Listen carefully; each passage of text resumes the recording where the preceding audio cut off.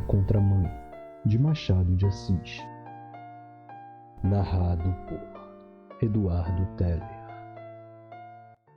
A escravidão levou consigo ofícios e aparelhos, como terá sucedido a outras instituições sociais. Não cito alguns aparelhos senão por se ligarem a certo ofício. Um deles era o ferro ao pescoço, outro o ferro ao pé. Havia também a máscara de folha de Flandres. A máscara fazia perder o vício da embriaguez aos escravos, por lhes tapar a boca. Tinha só 3 buracos, 2 para ver, 1 para respirar, e era fechada atrás da cabeça por um cadeado. Com o vício de beber, perdiam a tentação de furtar, porque geralmente era dos vinténs do senhor que eles tiravam com que matar a sede. E aí ficavam 2 pecados extintos, e a sobriedade e a honestidade certas. Era grotesca tal máscara, mas a ordem social e humana nem sempre se alcança sem o grotesco, e alguma vez o cruel. Os funileiros as tinham penduradas, à venda, na porta das lojas. Mas não cuidemos de máscaras. O ferro ao pescoço era aplicado aos escravos fujões. Imaginai uma coleira grossa, com a haste grossa também, à direita ou à esquerda, até ao alto da cabeça e fechada atrás com chave. Pesava naturalmente, mas era menos castigo que sinal.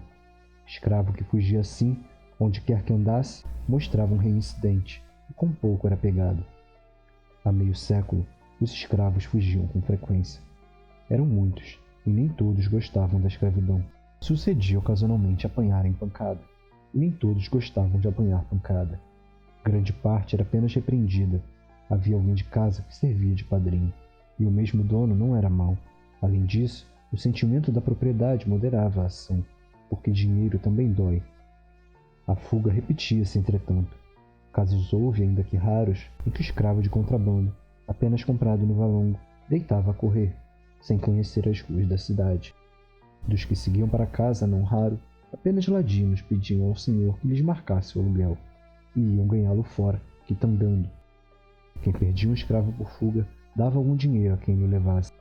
Punha anúncio nas folhas públicas, com os sinais do fugido, o nome, a roupa, o defeito físico se o tinha, o bairro por onde andava e a quantia de gratificação.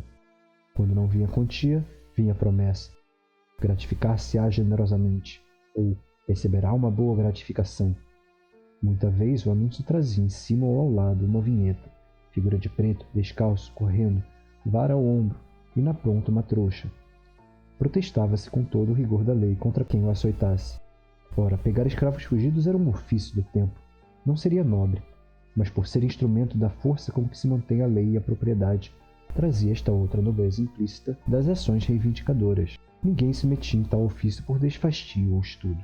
A pobreza, a necessidade de uma chega, a inaptidão para outros trabalhos, o acaso e alguma vez o gosto de servir também, ainda que por outra via, davam um impulso ao homem que se sentia bastante rijo para pôr ordem à desordem.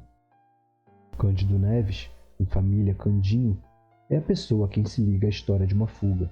Cedeu à pobreza quando adquiriu o ofício de pegar escravos fugidos. Tinha um defeito grave esse homem. Não aguentava emprego nem ofício, carecia de estabilidade.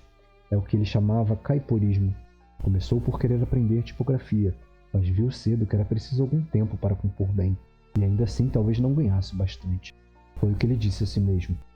O comércio chamou-lhe a atenção. Era carreira boa. Com algum esforço entrou de caixeiro para um armarinho. A obrigação, porém, de atender e servir a todos feria-o na corda do orgulho, e a cabo de 5 ou 6 semanas estava na rua por sua vontade. Fiel de cartório, contínuo de uma repartição anexa ao Ministério do Império, carteiro e outros empregos foram deixados pouco depois de obtidos. Quando veio a paixão da moça Clara, não tinha ele mais que dívidas, ainda que poucas, porque morava com um primo, entalhador de ofício. Depois de várias tentativas para obter emprego, resolveu adotar o ofício do primo, de que aliás já tomara algumas lições. Não lhe custou apanhar outras, mas querendo aprender depressa, aprendeu mal. Não fazia obras finas nem complicadas, apenas garras para sofás e relevos comuns para cadeiras. Queria ter em que trabalhar quando casasse, e o casamento não se demorou muito. Contava 30 anos, Clara 22. Ela era órfã, morava com uma tia, Mônica, e cosia com ela. Não cosia tanto que não namorasse o seu pouco, mas os namorados apenas queriam matar o tempo. Não tinham outro empenho. Passavam as tardes, olhavam muito para ela, ela para eles, até que a noite a fazia recolher para a costura. O que ela notava é que nenhum deles lhe deixava saudades, nem lhe acendia desejos. Talvez nem soubesse o nome de muitos. Queria casar, naturalmente. Era, como lhe dizia a tia, um pescar de caniço, a ver se o peixe pegava. Mas o peixe passava de longe. Algum que parasse, era só para andar à roda da isca, mirá-la, cheirá-la, deixá-la e ir a outras. O amor traz sobrescritos. Quando a moça viu Cândido Neves, sentiu que era este o possível marido, o marido verdadeiro e único. O encontro deu-se em um baile, tal foi, para lembrar o primeiro ofício do namorado. Tal foi a página inicial daquele livro, que tinha de sair mal composto e pior brochado. O casamento fez-se 11 meses depois, e foi a mais bela festa das relações dos noivos. Amigas de Claro, menos por amizade que por inveja, tentaram arredá-la do passo que ia dar. Não negavam a gentileza do noivo, nem o amor que lhe tinha, nem ainda algumas virtudes. Diziam que era dado em demasia a patuscadas. Pois ainda bem, replicava a noiva. Ao menos não caso com defunto. Não, defunto não, mas é que... Não diziam o que era. Tia Mônica, depois do casamento, na casa pobre onde eles se foram abrigar, falou-lhes uma vez nos filhos possíveis. Eles queriam um só, embora viesse agravar a necessidade. Vocês, se tiverem um filho, morrem de fome, disse a tia à sobrinha. Nossa Senhora nos dará de comer, acudiu Clara. Tia Mônica devia ter-lhes feito a advertência, ou ameaça, quando ele lhe foi pedir a mão da moça. Mas também ela era amiga de patuscadas, e o casamento seria uma festa, como foi. A alegria era comum aos três. O casal ria a propósito de tudo. Os mesmos nomes eram objetos de trocados. Clara, Neves, Cândido não davam que comer, mas davam que rir, e o riso digeria-se sem esforço. Ela cozia agora mais. Ele saía em empreitadas de uma coisa e outra. Não tinha emprego certo. Nem por isso abriram mão do filho. O filho é que, não sabendo daquele desejo específico, deixava-se estar escondido na eternidade. Um dia, porém, deu sinal de si a criança. Varão ou fêmea era o fruto abençoado que viria trazer ao casal a suspirada aventura. Tia Mônica ficou desorientada. Cândido e Clara riam de seus sustos. Deus nos há de ajudar, titia, insistia a futura mãe. A notícia correu de vizinha a vizinha. Não houve mais que espreitar a aurora do dia grande. A esposa trabalhava agora com mais vontade, e assim era preciso, uma vez que, além das costuras pagas, tinha de ir fazendo com retalhos o enxoval da criança. À força de pensar nela, vivia já com ela. Media-lhe fraldas, cosia-lhe camisas. A porção era escassa, os intervalos longos. Tia Mônica ajudava, é certo, ainda que de má vontade. Vocês verão a triste vida, suspirava ela. Mas as outras crianças não nascem também? Perguntou Clara. Nascem e acham sempre alguma coisa certa que comer, ainda que pouco. Certa como? Certa, um emprego, um ofício, uma ocupação. Mas em que é que o pai dessa infeliz criatura que aí vem gasta o tempo? Cândido Neves, logo que soube daquela advertência, foi ter com a tia, não áspero, mas muito menos manso que de costume. E lhe perguntou se já algum dia deixara de comer. A senhora ainda não jejuou, senão pela Semana Santa. Isso mesmo quando não quer jantar comigo. Nunca deixamos de ter o nosso bacalhau. Bem sei, mas somos 3. Seremos 4. Não é a mesma coisa. O que quer então que eu faça, além do que faço? Alguma coisa mais certa. Veja o marceneiro da esquina, o homem do armarinho, o tipógrafo que casou sábado. Todos têm um emprego certo. Não fique zangado. Não digo que você seja vadio, mas a ocupação que escolheu é vaga. Você passa semanas sem vintém. Sim, mas lá vem uma noite que compensa tudo, até de sobra. Deus não me abandona. E Preto Fugido sabe que comigo não brinca. Quase nenhum resiste. Muitos entregam-se logo. Tinha glória nisto. Falava da esperança como de capital seguro. Daí a pouco ria, e fazia rir a tia, que era naturalmente alegre, e previa uma patuscada no batizado. Cândido Neves perdera já o ofício de entalhador, como abrir a mão de outros muitos, melhores ou piores. Pegar escravos fugidos trouxe-lhe um encanto novo. Não obrigava a estar longas horas sentado. Só exigia força, olho vivo, paciência, coragem e um pedaço de corda. Cândido Neves lia os anúncios, copiava-os, metia-os no bolso e saía às pesquisas. Tinha boa memória. Fixado os sinais e os costumes de um escravo fugido, gastava pouco tempo em achá-lo, segurá-lo, amarrá-lo e levá-lo. A força era muita, a agilidade também. Mais uma vez, a uma esquina, conversando de coisas remotas, via passar um escravo como os outros, e descobria logo que ia fugido, quem era, o nome, o dono, a casa deste e a gratificação. Interrompia a conversa e ia atrás do vicioso. Não o apanhava logo, espreitava lugar azado, e de um salto tinha a gratificação nas mãos. Nem sempre saía sem sangue. As unhas e os dentes do outro trabalhavam, mas geralmente ele os vencia sem o menor arranhão. Um dia os lucros entraram a escassear. Os escravos fugidos já não vinham como dantes, meter-se nas mãos de Cândido Neves. Havia mãos novas e hábeis. Como o negócio crescesse, mais de um desempregado pegou em si numa corda. Foi aos jornais, copiou anúncios e deitou-se à caçada. No próprio bairro havia mais de um competidor. Quer dizer que as dívidas de Cândido Neves começaram a subir, sem aqueles pagamentos prontos ou quase prontos dos primeiros tempos. A vida fez-se difícil e dura. Comia-se fiado e mal, comia-se tarde. O senhorinho mandava pelos aluguéis. Clara não tinha sequer tempo de remendar a roupa ao marido. Tanta era a necessidade de cozer para fora. Tia Mônica ajudava a sobrinha, naturalmente. Quando ele chegava tarde, via-se-lhe pela cara que não trazia vintém. Jantava e saía outra vez, à cata de algum fugido. Já lhe sucedia, ainda que raro, enganar-se de pessoa e pegar em escravo fiel que ia a serviço de seu senhor. Tal era a cegueira da necessidade. Certa vez capturou um preto livre, desfez-se em desculpas, mas recebeu grande soma de murros que lhe deram os parentes do homem. É o que faltava, exclamou a tia Mônica, ao vê-lo entrar, e depois de ouvir narrar o equívoco e suas consequências. Deixe-se disso, Candinho. Procure outra vida, outro emprego. Cândido quisera efetivamente fazer outra coisa, não pela razão do conselho, mas por simples gosto de trocar de ofício. Teria um modo de mudar de pele ou de pessoa. O pior é que não achava à mão negócio que aprendesse depressa. A natureza ia andando, o feto crescia, até se fazer pesado à mãe, antes de nascer. Chegou o 8º mês de angústias e necessidades, menos ainda que o 9º, cuja narração dispenso também. Melhor é dizer somente os seus efeitos. Não podiam ser mais amargos. Não, tia Mônica, bradou Candinho, recusando um conselho que me custa escrever, quanto mais ao pai ouvi-lo. Isso nunca! Foi na última semana do derradeiro mês que tia Mônica deu ao casal o conselho de levar a criança que nascesse à roda dos enjeitados. Em verdade, não podia haver palavra mais dura de tolerar a 2 jovens pais que espreitavam a criança, para beijá-la, guardá-la, vê-la rir, crescer, engordar, pular. Enjeitar quê? Enjeitar como? Candinho arregalou os olhos para a tia e acabou dando um murro na mesa de jantar. A mesa, que era velha e desconjuntada, esteve quase a se desfazer inteiramente. Clara interveio.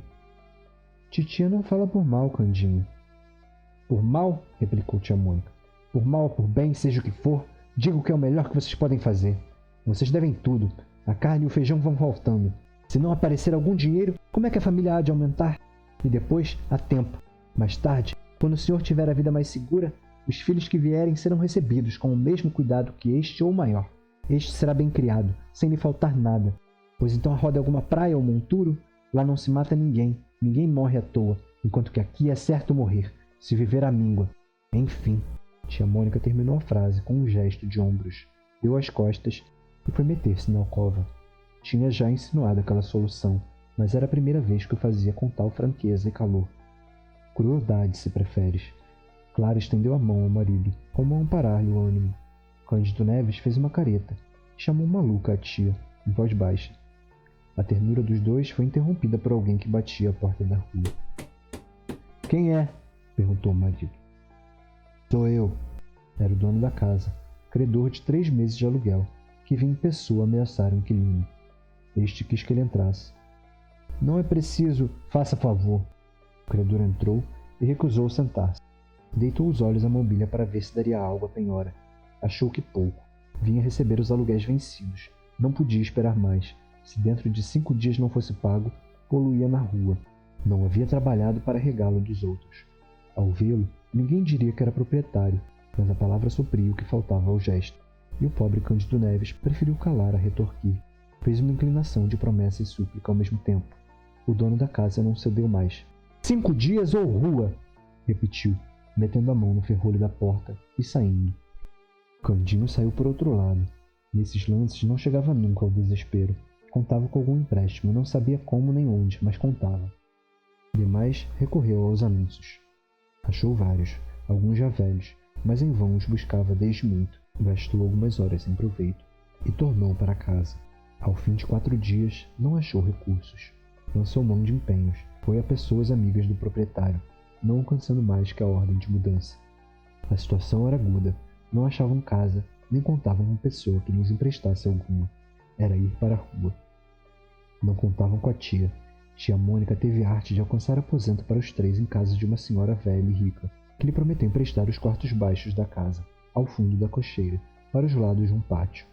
Teve ainda a arte maior de não dizer nada aos 2, para que Cândido Neves, no desespero da crise, começasse por enjeitar o filho e acabasse alcançando algum meio seguro e regular de obter dinheiro, emendar a vida em suma.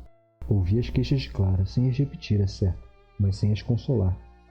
No dia em que fossem obrigados a deixar a casa, fá-los ia espantar com a notícia do obséquio, e iriam dormir melhor do que cuidassem.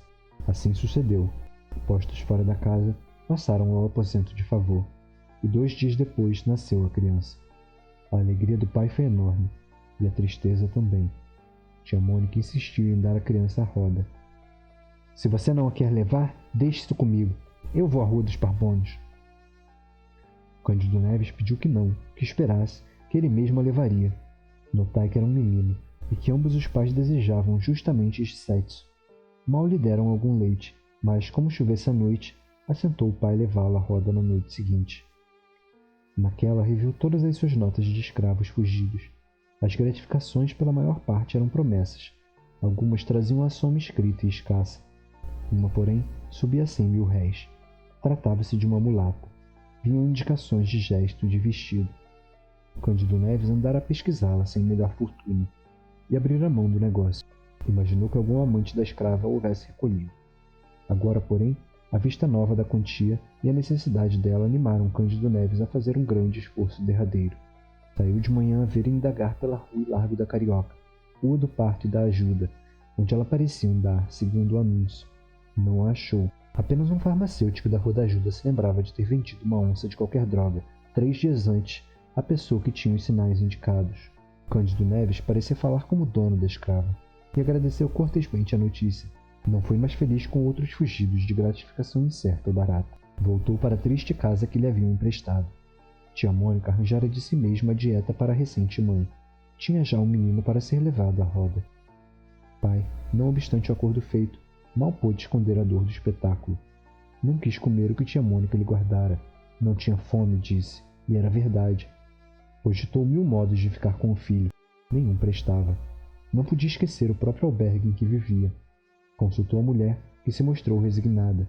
Tia Mônica pintara-lhe a criação do menino. Seria a maior miséria, podendo suceder que o filho achasse a morte sem recurso. Cândido Neves foi obrigado a cumprir a promessa. Pediu à mulher que desse ao filho o resto do leite que ele beberia da mãe. Assim se fez. O pequeno adormeceu. O pai pegou dele e saiu na direção da Rua dos Barbonos. Que pensasse mais uma vez em voltar para casa com ele, é certo. Não menos certo é que o agasalhava muito. Que o beijava, que cobria o rosto para preservá-lo do sereno. Ao entrar na Rua da Guarda Velha, Cândido Neves começou a afrouxar o passo. Hei de entregá-lo mais tarde que puder, murmurou ele. Mas não sendo a rua infinita, ou sequer longa, viria a acabá-la. Foi então que lhe ocorreu entrar por um dos becos que ligavam aquela, à Rua da Ajuda. Chegou ao fim do beco e, indo dobrar à direita, na direção do Largo da Ajuda, viu do lado oposto o vulto de mulher. Era a mulata fugida. Não dou aqui a comoção de Cândido Neves, por não podê-lo fazer com a intensidade real. Um adjetivo basta, digamos, enorme. Descendo a mulher, desceu ele também. A poucos passos estava a farmácia onde obtivera a informação que referi acima. Entrou, achou o farmacêutico, pediu-lhe a fineza de guardar a criança por um instante, viria buscá-la sem falta. Mas Cândido Neves não lhe deu tempo de dizer nada. Saiu rápido, atravessou a rua até o ponto em que pudesse pegar a mulher sem dar alarme. No extremo da rua, quando ele ia descer a de São José, Cândido Neves aproximou-se dela. Era mesmo a mulata fujona. Arminda! Bradou, conforme anumeava o anúncio. Arminda voltou-se, sem cuidar malícia. Foi só quando ele, tendo tirado o pedaço de corda da algibeira, pegou dos braços da escrava, que ela compreendeu e quis fugir. Era já impossível. Cândido Neves, com as mãos robustas, atava-lhe os pulsos, e dizia que andasse. A escrava quis gritar. Parece que chegou a soltar alguma voz mais alta que de costume, mas entendeu logo que ninguém viria libertá-la. Ao contrário, pediu então que a soltasse, pelo amor de Deus. Estou grávida, meu senhor! Exclamou. Se vossa senhoria tem algum filho, peço-lhe por amor dele que me solte. Eu serei sua escrava, vou servi-lo pelo tempo que quiser. Me solte, meu senhor moço. Siga! Repetiu Cândido Neves. Me solte! Não quero demoras, siga! Houve aqui luta, porque a escrava, gemendo, arrastava-se a si e ao filho. Quem passava ou estava à porta de uma loja compreendia o que era e naturalmente não acudia. Arminda ia alegando que o senhor era muito mau e provavelmente a castigaria com açoites, coisa que, no estado em que ela estava, seria pior de sentir. Com certeza, ele lhe mandaria dar açoite. Você que tem culpa, quem lhe manda fazer filhos e fugir depois? Perguntou Cândido Neves. Não estava em maré de riso, por causa do filho que lá ficara na farmácia, à espera dele. Também é certo que não costumava dizer grandes coisas. Foi arrastando a escrava pela rua dos Ourives, em direção à da alfândega, onde residia o senhor. Na esquina desta, a luta cresceu. A escrava pôs os pés à parede, recuou com grande esforço, inutilmente. O que alcançou foi, apesar de ser a casa próxima, gastar mais tempo no lá chegar do que devera.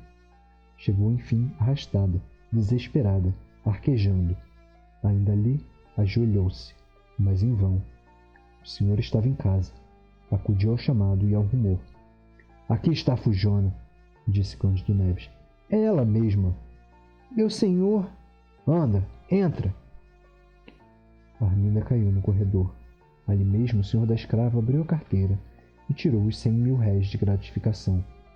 Cândido Neves guardou as 2 notas de 50.000 réis, enquanto o senhor novamente dizia à escrava que entrasse. No chão, onde jazia, levada do medo e da dor, e após algum tempo de luta, a escrava abortou.